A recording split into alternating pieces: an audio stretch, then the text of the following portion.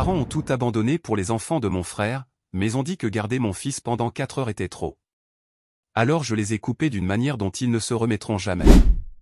On m'a traité d'ingrat, de froid, de cruel. Mais personne ne savait ce qu'il y avait derrière tout ça. Personne ne savait tout ce que j'avais déjà donné. Tout ce que j'avais gardé pour moi. Jusqu'au jour où, j'ai été obligé de choisir, soit je protégeais mon fils, soit je continuais à servir une famille qui ne m'avait jamais vraiment vu. Et à ce moment-là, j'ai pris une décision dont je ne me suis jamais détourné. Et leur monde n'a plus jamais été le même.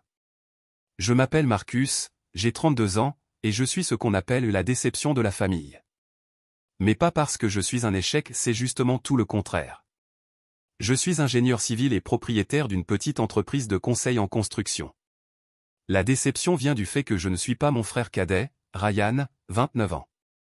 Toute ma vie, j'ai vécu dans l'ombre de son haut potentiel prometteur, voyant mes réalisations minimisées ou ignorées, tandis que les moindres efforts de Ryan étaient célébrés comme s'il venait de décrocher une médaille olympique. Ce n'était pas facile de reconnaître ce schéma au début. Quand on grandit dans un environnement avec un favoritisme aussi flagrant, on commence à croire que son frère a vraiment quelque chose de spécial, une qualité qui le rend plus digne d'amour et d'attention que soi. Il m'a fallu des années de thérapie, après avoir quitté la maison, pour comprendre que le problème ne venait pas de moi. Il venait de la dynamique familiale toxique instaurée par mes parents. Laissez-moi vous dresser le tableau de mon enfance. Une série de moments qui, pris individuellement, peuvent sembler insignifiants, mais qui, ensemble, racontent parfaitement quelle était ma place dans cette famille. Quand j'avais 8 ans, Ryan a cassé la porcelaine de notre arrière-grand-mère maternelle, une relique familiale précieusement conservée depuis des générations.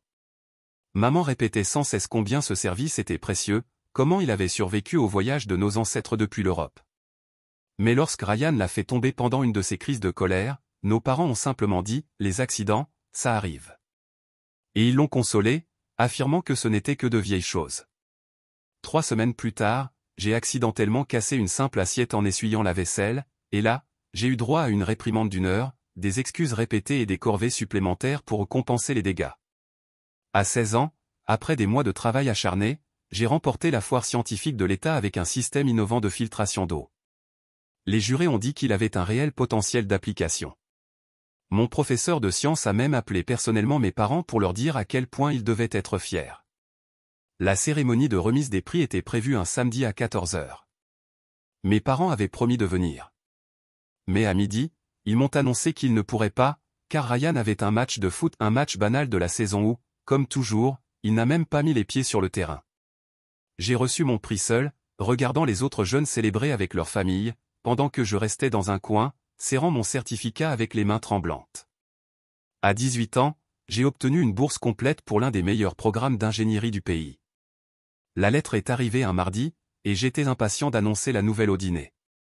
Quand je l'ai fait, espérant un minimum d'enthousiasme, leur réaction a été tiède. Eh bien, l'ingénierie, c'est un choix sûr, je suppose.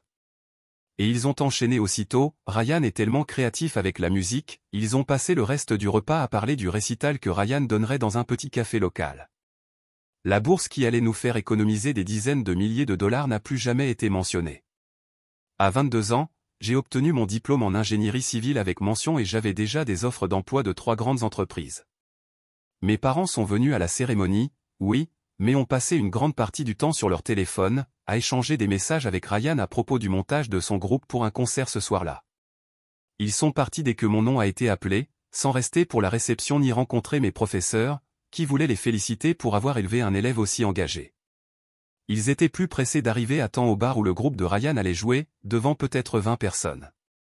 Quand j'ai ouvert ma propre entreprise à 25 ans après avoir économisé chaque centime et travaillé de longues heures chaque semaine dans une grande entreprise pour apprendre le métier, ma mère a remis ma décision en question.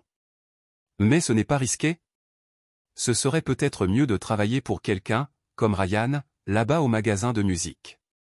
Peu importe que le travail de Ryan soit à mi-temps, payé au salaire minimum, et qu'il serve en réalité à lui donner accès aux équipements d'enregistrement après les heures pour ses propres projets. Mon plan d'affaires, mes recherches de marché et les contrats que j'avais déjà conclus ne valaient rien comparé à la stabilité de Ryan dans un emploi qu'il avait du mal à garder. Ryan était le « fils en or », celui qui ne faisait jamais rien de mal, malgré son parcours d'échec et de dépendance. Il a abandonné l'université 3 fois. D'abord, le cursus de musique à l'université d'État, car selon lui, les professeurs ne comprenaient pas son style. Ensuite, le collège communautaire, parce que le programme était trop limitatif pour sa créativité. Et enfin, un cours en ligne, parce que ça perturbait les répétitions du groupe. À chaque fois, mes parents l'ont consolé, ce n'est pas de ta faute, mon chéri. L'université, ce n'est pas fait pour tout le monde. Ils ont financé toutes ses tentatives, y compris en achetant du nouveau matériel qu'il disait essentiel à ses études. Ryan a vécu chez mes parents jusqu'à ses 27 ans. Il occupait la plus grande chambre de la maison, qui a été rénovée 2 fois pour devenir un studio avec isolation phonique, ce qui a coûté des milliers de dollars. Il n'avait pratiquement aucune compétence de base. Il ne savait cuisiner que des plats au micro-ondes, n'avait jamais appris à faire sa lessive, et appelait mon père chaque fois qu'il devait changer une ampoule. Mais il jouait de la guitare et suivait ses rêves. Et apparemment, cela faisait de lui quelqu'un de mieux que moi, le fils ennuyeux, qui se contentait de construire des choses pour vivre. Celui qui concevait des infrastructures utilisées par des milliers de personnes chaque jour. Qui créait des emplois et contribuait de façon concrète à la société. En grandissant, j'ai vu Ryan tout recevoir sur un plateau, pendant que je me contentais du strict minimum. Une nouvelle guitare à Noël? Bien sûr. Pas n'importe laquelle, mais une Gibson à 1200 $ qu'il convoitait depuis des mois. Un nouvel ampli pour son anniversaire? Évidemment. Un modèle professionnel que la plupart des musiciens amateurs ne voient que dans une vitrine. Une batterie complète pour accompagner le tout, même s'ils ne savaient pas en jouer? Pourquoi pas? Pendant ce temps, moi, je travaillais dans une quincaillerie après l'école depuis mes 16 ans, 20 heures par semaine, tout en maintenant un bulletin impeccable simplement pour pouvoir m'acheter ma propre calculatrice graphique pour les cours, parce que mes parents disaient que 120 $, c'était trop cher. J'ai économisé pendant des mois pour m'acheter un bon ordinateur portable pour la fac, pendant que Ryan recevait en cadeau un MacBook haut de gamme pour la musique. Quand j'ai finalement eu le courage d'aborder la différence de traitement, j'ai demandé une conversation sérieuse avec mes parents. J'étais en 2e année d'université. Ma mère m'a pris la main, a tapoté doucement avec ce ton condescendant et m'a dit « Mais Marcus, tu es tellement responsable. On n'a pas besoin de s'inquiéter pour toi comme pour Ryan. Tu as toujours été si indépendant. » Mon père a hoché la tête et ajouté « Ryan a besoin de plus de soutien pour trouver sa voie. Toi, tu as toujours su où tu allais. Traduction, tu es le cheval de trait. Lui, c'est le cheval de parade. Tu es là pour tirer la charrette. Lui, pour être admiré. Ton rôle, c'est de réussir pour qu'on puisse continuer à financer ses échecs. Ta stabilité n'est pas une qualité à reconnaître, mais une obligation à exploiter. Revenons au présent. J'ai réussi à construire une vie stable et prospère malgré l'absence de soutien de mes parents, même si cela m'a laissé quelques cicatrices au passage. Je suis divorcé, après avoir surpris mon ex-femme avec un collègue de travail. Oui, l'histoire classique qui fait toujours mal, aussi banale soit-elle. J'ai la garde partagée de mon fils merveilleux, Tommy, qui a 6 ans. Le divorce a été horrible et coûteux. Émotionnellement épuisant d'une manière pour laquelle je n'aurais jamais pu être préparé. Mais je me suis battu de toutes mes forces pour obtenir la garde partagée, parce que Tommy est mon monde. C'est pour lui que je continue à avancer, même dans les jours les plus sombres. Le divorce, à lui seul, mériterait tout un poste d'un avertissement sur la confiance mal placée, et sur la manière de reconstruire sa vie à partir des cendres de la trahison. J'étais en déplacement professionnel pour superviser un projet important à Phoenix. Le voyage devait durer 3 jours, mais le client a signé le contrat plus tôt que prévu. Enthousiasmé à l'idée d'annoncer la bonne nouvelle à ma femme et du bonus qui allait avec, j'ai réussi à avancer mon vol retour. Je me souviens encore aujourd'hui de la sensation dans mon estomac en entrant dans le garage et en voyant une voiture inconnue garée là. Une partie de moi a su tout de suite. L'autre a essayé de rationaliser, c'est peut-être juste une amie venue lui rendre visite, peut-être qu'elle a invité quelqu'un pour lui tenir compagnie pendant mon absence. Je suis entré par la porte d'entrée en silence. De la musique jouait à l'étage. En montant les escaliers, j'ai entendu des rires. Son rire. Mais il était différent, plus libre, plus vivant que ce que j'avais entendu depuis des mois. Je les ai trouvés dans notre lit. Le même lit que nous avions mis des mois à choisir après le mariage. Le lit où notre fils avait été conçu. L'autre? Jason. Son collègue. Celui que je connaissais des événements d'entreprise, que j'avais même invité à dîner chez nous quelques semaines plus tôt. Et le voilà, avec ma femme, dans la situation la plus intime qui soit. La scène qui a suivi était aussi absurde que douloureuse. Elle, sous le choc. Lui, essayant de se rhabiller en vitesse. Et moi, étrangement calme. Je me suis simplement retourné et je suis parti, conduisant sans but pendant des heures, jusqu'à pouvoir penser clairement. Quand je suis revenu, elle était seule, en pleurs, pleine d'excuses. Elle m'a dit que j'étais émotionnellement distant, qu'elle avait des besoins. Les justifications classiques. Des mots qui ne réparaient en rien ce qui avait été irrémédiablement brisé. Pendant la procédure de divorce, elle a tenté de tout me prendre. Une cruauté s'est révélée, que je n'avais jamais vue en 8 ans de relation. Elle a dit au juge que j'étais un père absent parce que je travaillais trop en oubliant commodément que c'était justement mon travail qui finançait le style de vie qu'elle aimait tant exhiber sur Instagram. Les vacances, l'école privée de Tommy, les cadeaux coûteux, tout venait de mes efforts. Heureusement, le juge a vite compris qui elle était vraiment. Surtout quand j'ai présenté 3 années de preuves détaillées, événements scolaires, entraînements de football, rendez-vous médicaux, histoire du soir, tout soigneusement noté dans des calendriers numériques et dans un journal physique que je tenais.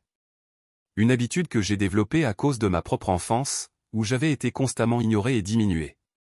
J'étais déterminé à faire en sorte que Tommy ne doute jamais de son importance, qu'il ne se sente jamais invisible. Les preuves étaient irréfutables. Pourtant, la bataille judiciaire m'a coûté 50 000 $ en frais d'avocat, vidant une grande partie de mes économies et m'obligeant à contracter un prêt contre ma propre entreprise pour couvrir les coûts. Pendant ce temps, Ryan avait enfin décidé de se reprendre en main à 27 ans. Il s'est marié avec Britney, une fille adorable, bien trop bien pour lui. Ils ont eu des jumeaux, 2 garçons qui ont maintenant 4 ans. Il travaille comme coordinateur musical dans une église locale. En gros, il joue de la guitare pendant les messes du dimanche et dirige le groupe des jeunes. Mes parents sont à la retraite.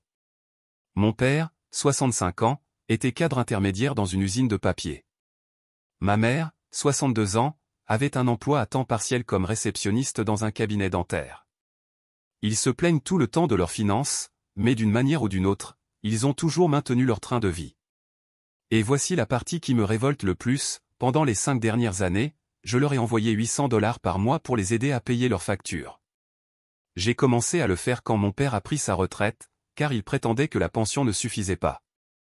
Et moi, l'idiot qui croyait que la famille, ça s'entraide, je n'ai même pas réfléchi. Ils m'ont raconté une histoire triste sur la réduction de la pension de mon père, sur les médicaments de ma mère non remboursés, sur des réparations urgentes dans la maison qu'ils ne pouvaient pas financer. Et j'y ai cru. Comme un parfait pigeon. La famille, c'est fait pour s'entraider, disait mon père. C'est drôle comme ce principe ne semble fonctionner que dans un seul sens. Le mois dernier, je me suis inscrit à un programme de MBA exécutif pour faire évoluer mon entreprise. Les cours ont lieu le week-end, ce qui s'adapte bien à mon planning de garde avec Tommy. Peu après, j'ai été sélectionné pour intervenir lors d'une conférence de prestige dans le secteur, une opportunité énorme qui pourrait déboucher sur des contrats à plusieurs millions pour ma société.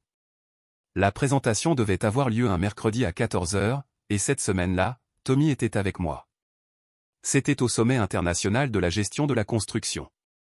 Être invité à parler là-bas revient à négocier en direct avec les plus grands noms de l'industrie. Mon sujet ? Réduction innovante des coûts dans les projets d'infrastructures municipales. Ça peut sembler ennuyeux pour la plupart des gens, mais ces contrats auraient pu garantir l'avenir de mon entreprise pour plus de 10 ans. Ma nounou habituelle a eu une urgence familiale, sa mère a fait une crise cardiaque. Totalement compréhensible. Mon autre solution était malade.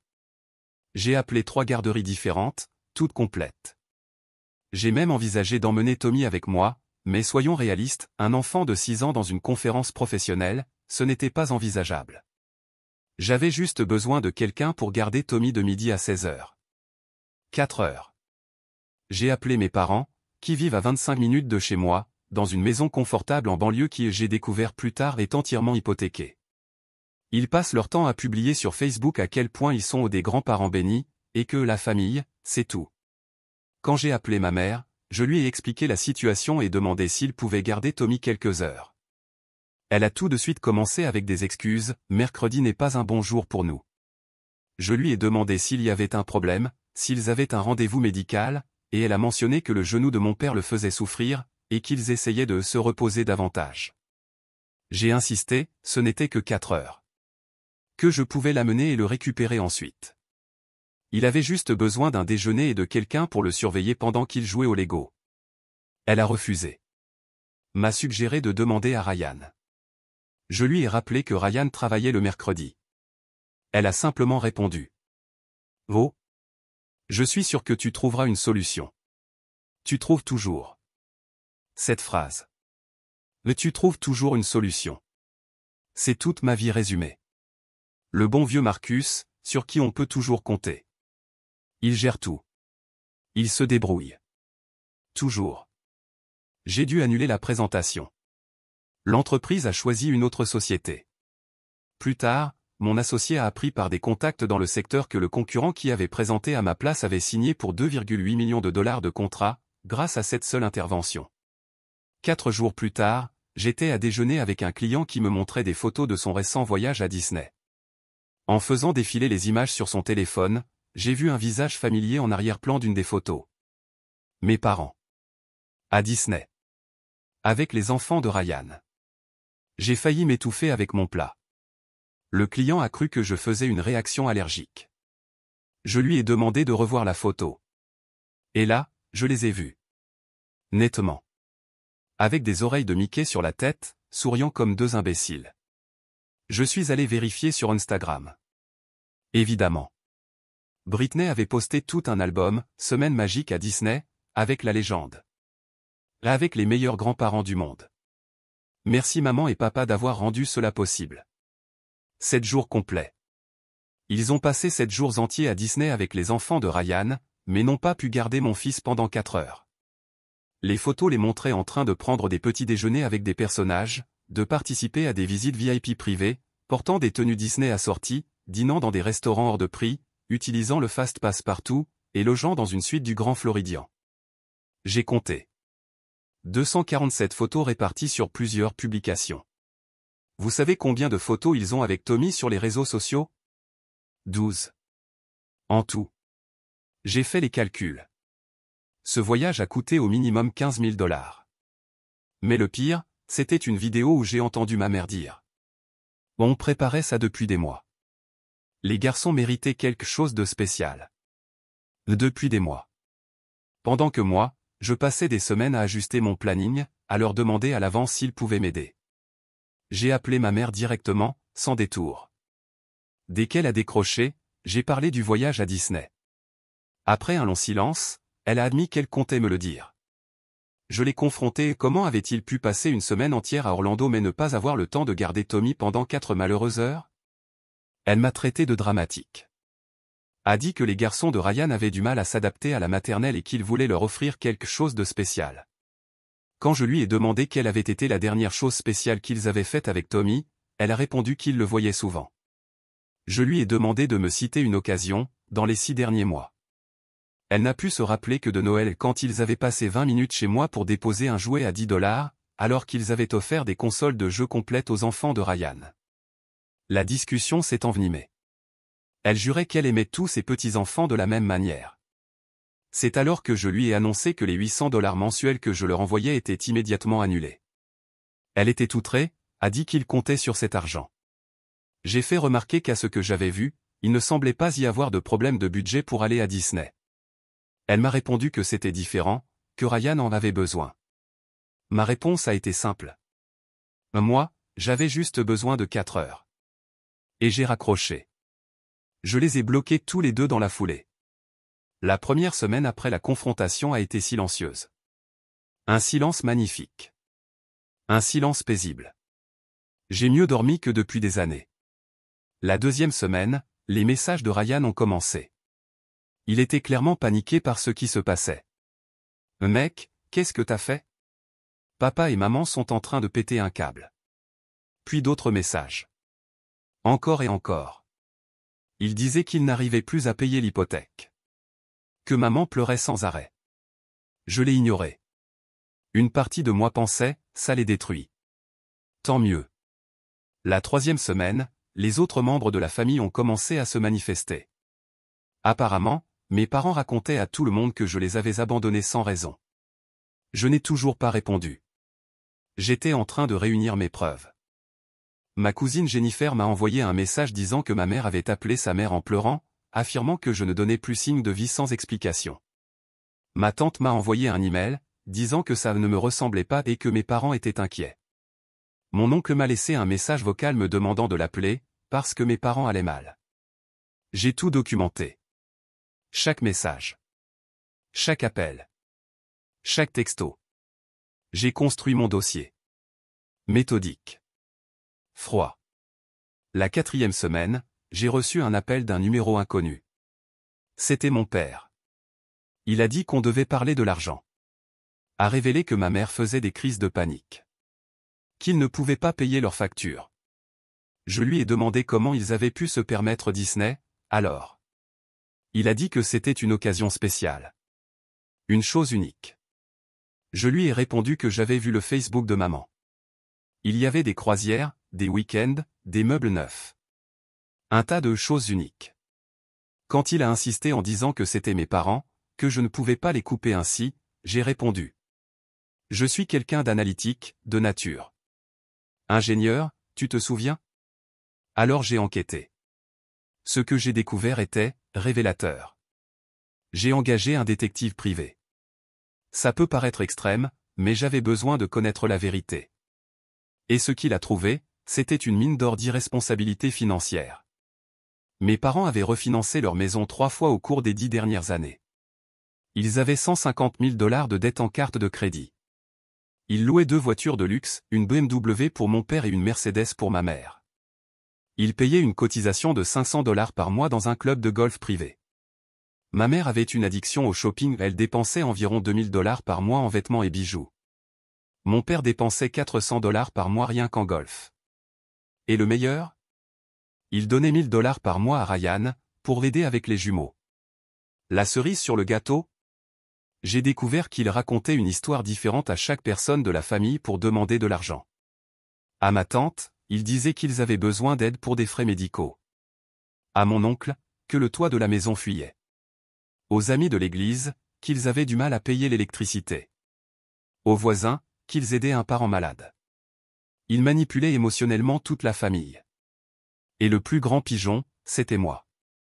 Peu après, mes parents ont convoqué une réunion de famille chez ma tante. Je n'y ai pas été invité. Mais ma cousine m'a envoyé un message pour me prévenir. Apparemment, ils essayaient de pousser les autres membres de la famille à me faire pression pour que je recommence à leur envoyer de l'argent. Alors j'ai débarqué à la réunion. Avec des reçus. Littéralement. Je suis entré avec une mallette pleine de documents. Un silence total s'est installé dans la pièce. Ma mère s'est mise à pleurer immédiatement à sa tactique classique de manipulation. J'ai annoncé que, puisque tout le monde était là pour discuter de ma soi-disant cruauté, j'allais apporter les faits. J'ai posé sur la table de la salle à manger de ma tante. Des relevés bancaires montrant tous les paiements que je leur avais envoyés. Des captures d'écran du voyage à Disney. Des relevés de cartes de crédit. Des documents publics d'un procès que j'avais trouvé. Un tableau détaillant où allait réellement leur argent. Des photos de multiples voyages qu'ils avaient fait l'année dernière. Et une version éditée du rapport du détective privé. J'ai présenté tout cela comme si j'étais devant un tribunal. J'ai expliqué que pendant 5 ans, j'avais envoyé 800 $ par mois, soit un total de 48 000 $. Et que pendant cette même période, ils avaient dépensé plus de 200 000 $ en vacances luxueuses, en articles coûteux et en aide financière à Ryan. Et malgré cela, ils n'avaient pas pu garder mon fils pendant 4 heures. Ma tante, la sœur de mon père, est devenue livide et a demandé si tout cela était vrai. Mon père n'a même pas pu croiser son regard. Son silence disait tout. J'ai continué. Ils m'avaient dit qu'ils avaient du mal à payer leurs factures. Ils avaient raconté à tout le monde qu'ils étaient au bord de la pauvreté. Alors qu'ils vivaient comme s'ils avaient gagné au loto. Mon oncle s'est levé, le visage rouge de colère. Il avait donné 5 000 $ l'année précédente parce que mes parents lui avaient dit qu'ils allaient perdre leur maison. Ma tante a révélé qu'elle avait donné 3 000 $ pour une opération que ma mère n'a jamais subie. Un cousin a avoué avoir prêté 2 000 $ pour une réparation urgente sur la voiture. La pièce est devenue un cyclone d'indignation. Des années de mensonges se sont effondrées en temps réel. Ma mère a essayé de jouer les victimes, en pleurant et disant: Personne ne comprend la pression qu'on subit. Mon père a simplement baissé la tête, vaincu. Ryan, qui était resté silencieux jusque-là, a enfin pris la parole.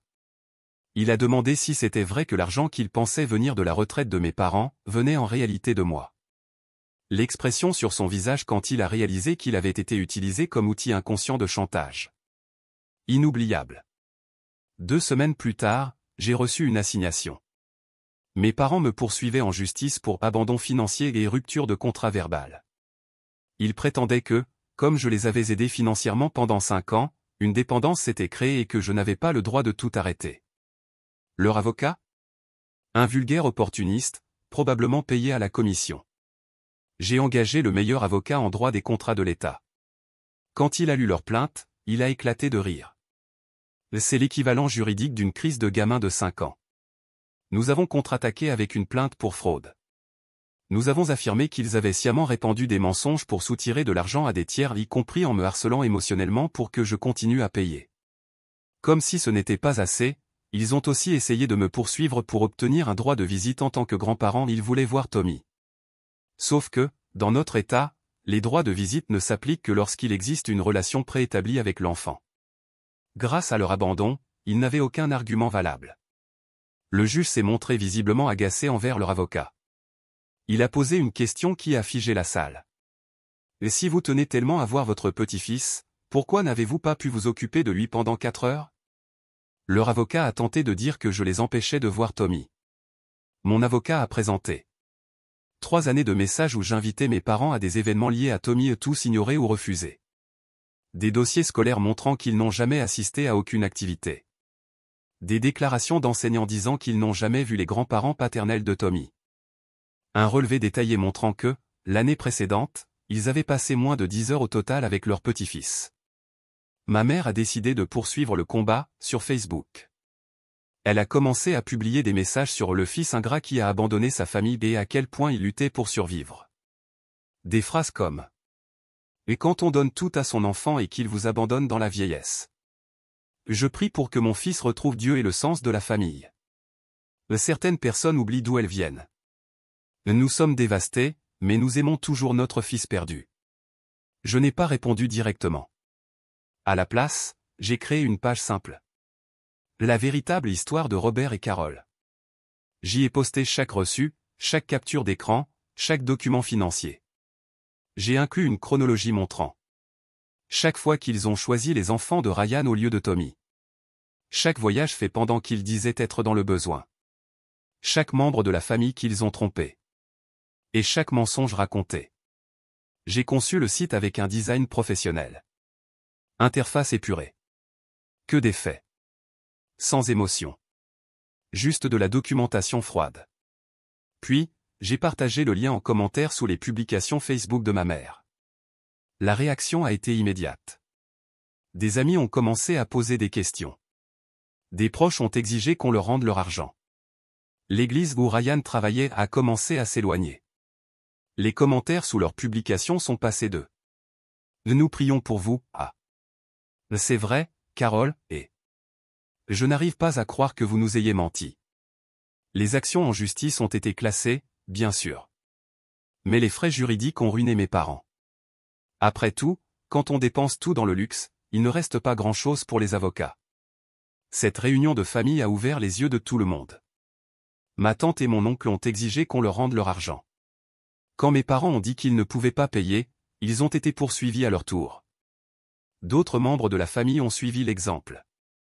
Ryan a tenté d'intervenir. Il m'a appelé. Il m'a supplié de les aider. Ce sont nos parents, disait-il. Je lui ai demandé s'ils agissaient comme des parents quand ils ont gardé ses enfants pendant 1 semaine, mais pas le mien pendant 4 heures. Il a répondu que ce n'était pas pareil. Quand j'ai insisté, en disant qu'il pensait que ses enfants avaient besoin de ce voyage, je lui ai rappelé que moi, j'avais besoin de cette présentation et qu'elle m'avait coûté des millions en contrat. Ryan est resté sans voix. Mes parents lui avaient dit que j'exagérais pour une petite affaire de boulot. Ils ne savaient rien de la conférence, ni de ce que j'avais perdu. Ryan a admis que Britney, sa femme, avait depuis longtemps des soupçons concernant l'argent qu'il recevait de ses parents. ça ne collait pas avec leur retraite. Et c'est là que tout a basculé pour lui. Le château de cartes s'est effondré rapidement. La banque a saisi leur maison. Leurs voitures ont été reprises. Le club de golf les a expulsés et poursuivis pour les cotisations impayées. Leurs cartes de crédit ont été bloquées et annulées. Et ils ont déclaré faillite. La cerise sur le gâteau? Lors de la réunion de famille, Britney a découvert qu'il donnait de l'argent à Ryan. Elle est entrée dans une rage noire. Ils peinaient à payer leurs propres factures, pendant que Ryan acceptait de l'argent de ses parents au lieu de travailler davantage. Elle lui a posé un ultimatum. Soit tu coupes les ponts avec eux. Soit je demande le divorce. Ryan a choisi son mariage. Mes parents ont perdu leurs 2 fils en même temps. Le fil en or a enfin vu qui ils étaient vraiment. Le mois dernier, presque un an après la confrontation initiale, et plusieurs mois après que la bataille juridique et sociale s'est calmée, mon téléphone a affiché un appel provenant d'un numéro inconnu. Normalement, j'aurais laissé filer vers la messagerie. Aujourd'hui, c'est toujours du spam. Mais quelque chose, peut-être un reste d'instinct, m'a poussé à décrocher. Allô, ai-je dit prudemment. M'attendant à entendre l'une de ces voix robotiques offrant une garantie prolongée pour une voiture. Marcus, mon fils, s'il te plaît. La voix était usée, affaiblie, mais c'était indubitablement celle de mon père. Il sonnait plus vieux que ses 65 ans. L'assurance qu'il avait toujours habité avait disparu. Il ne restait que quelque chose que je n'avais jamais entendu auparavant, du désespoir pur. Un mélange d'émotions m'a traversé. La colère brûlait encore sous la surface. Ce vieux réflexe de souci, forgé par des années d'abus émotionnels. Et un vide étrange là où l'amour filial aurait dû se trouver. J'ai demandé. Qui est-ce? Je savais parfaitement. Mais je voulais le forcer à s'identifier. À admettre qu'il était désormais un étranger, sans place automatique dans ma vie. Ne fais pas ça, murmura-t-il. Il restait encore un soupçon de son ancienne autorité impatiente derrière la voix suppliante. On vit dans notre vieille voiture. C'est tout ce qu'il nous reste. Rien que de dire cela semblait lui faire mal physiquement. Chaque mot sortait de sa gorge comme s'il pesait une tonne. Ça a l'air inconfortable, ai-je répondu. Ma voix neutre. Ni compatissante, ni sarcastique. Juste factuelle. Exactement comme il énumérait mes insuffisances quand j'étais enfant. Le silence suivant ne fut rempli que par sa respiration haletante. Quand il a repris la parole, la fierté avait été dévorée par la nécessité brute. On a besoin d'aide. Juste assez pour un petit appartement. Rien de luxueux. Juste pour ne pas dormir dehors. Je croyais que vous aviez beaucoup d'argent, ai-je répondu. Je n'ai pas pu résister à l'envie de tourner lentement la lame. C'est ce que vous avez écrit sur Facebook, non? Que j'exagérais les problèmes financiers pour justifier de vous avoir abandonné. Il y eut une pause plus longue, cette fois. Nous avons fait des erreurs. On est désolé. La demande de pardon sonnait comme apprise par cœur. Une phrase toute faite, prononcée sans comprendre réellement ce pourquoi ils demandaient pardon. Ils étaient désolés d'avoir été démasqués. Désolés que leur magouille ait éclaté au grand jour. Désolés de faire face aux conséquences. Mais pas désolés pour les années de manipulation, pour les dégâts émotionnels, pour le mépris envers Tommy. Vous êtes désolé, ou bien désolé d'avoir été pris la main dans le sac, ai-je demandé, préférant dire à voix haute ce que je ne voulais pas laisser dans ma tête. Le silence qui suivit fut long et inconfortable et, à lui seul, suffisait comme réponse. J'ai donc décidé d'aller droit au but. Réponds-moi franchement, papa. Si vous n'aviez pas été découvert, si je continuais encore à vous envoyer de l'argent, si personne n'avait su la vérité, est-ce que vous auriez passé du temps avec Tommy? Est-ce que vous l'auriez traité comme les enfants de Ryan? Bien sûr que oui. A-t-il répondu trop vite? Une réponse creuse, automatique, sur la défensive. J'ai insisté. Refusé les généralités. Il a bafouillé. Nous, on allait le faire. Incapable de maintenir le mensonge en place. On connaissait tous les deux la vérité. Ils n'avaient jamais prévu de s'investir dans la vie de Tommy. Il n'était qu'un dommage collatéral dans leur campagne pour glorifier Ryan et me soutirer de l'argent. Non, vous ne l'auriez pas fait, ai-je murmuré. Tu sais quoi? Je vais vous aider. exactement dans la même mesure que vous m'avez aidé quand j'en avais besoin. Je vais donner exactement ce que vous avez donné à Tommy quand il voulait juste des grands-parents qui s'en soucient. Rien. J'ai entendu des bruits à l'autre bout de la ligne. Et puis la voix de ma mère a remplacé celle de mon père aiguë, indigné. Tu vas nous laisser finir à la rue? J'ai pensé, presque en riant, à quel point cela ressemblait à la version numérique des cris qu'elle me lançait durant toute mon enfance chaque fois que je ne répondais pas à ses attentes absurdes. Vous avez fait croire à mon fils qu'il ne valait rien, ai-je dit, la voix calme malgré l'émotion qui me nouait la gorge. Vous lui avez fait croire qu'il ne méritait pas des grands-parents qu'il aime. Maintenant dis-moi, qu'est-ce qui est pire? Ce n'est qu'un enfant, a-t-elle crié, laissant tomber toute façade de retenue. Il ne comprend pas. Tu as raison, ai-je répondu. Elle s'est tue, surprise. Il ne comprend pas pourquoi ses grands-parents ne l'aiment pas. Il ne comprend pas pourquoi ils ont pu passer une semaine entière à Disney avec ses cousins, mais pas 4 heures avec lui pour que son père puisse faire avancer sa carrière. Il ne comprend pas pourquoi Noël chez vous signifie des cadeaux chers et de l'attention pour les enfants de Ryan. Et un jouet à 10 $ pour lui. Ce n'est pas vrai. Murmura-t-elle, la voix faible. On aime Tommy. L'amour, c'est une action, maman, ai-je dit fermement. L'amour, c'est être là. L'amour, c'est faire de l'autre une priorité. Vous ne l'avez jamais fait ni pour moi, ni pour lui. J'ai soupiré. Tout à coup, j'étais fatigué. Fatigué de cette discussion qui tournait en rond. De ces schémas qui se répétaient depuis des décennies. Je dois y aller maintenant. Tommy m'attend pour finir son projet de science. Contrairement à certaines personnes, je tiens mes promesses envers lui. J'ai raccroché sans attendre de réponse. Mes mains tremblaient légèrement lorsque j'ai posé le téléphone sur la table. L'adrénaline de l'appel me parcourait encore. Mais sous cette tension, quelque chose de nouveau émergeait. La paix. La fermeture. La liberté. J'avais dit ce que j'avais besoin de dire. Sans éclat. Avec fermeté, sans cruauté. Avec des limites claires. Et sans hésitation. J'ai respiré profondément, fermé les yeux un instant pour me recentrer. Puis je suis allé au salon, où mon fils m'attendait avec les fournitures de son projet de volcan. Son visage s'est illuminé en me voyant. « Papa. Je crois que j'ai trouvé comment rendre la lave plus réaliste. » s'est-il exclamé, tenant une petite bouteille de liquide vaisselle avec du colorant rouge. « C'est génial, champion. » l'ai-je dit, en m'asseyant au sol à côté de lui. « Montre-moi ce que tu as fait jusqu'à maintenant. » Pendant qu'il m'expliquait avec enthousiasme les modifications apportées à son projet, je sentais le poids de l'appel se dissoudre en moi. Remplacé par quelque chose de simple et vrai.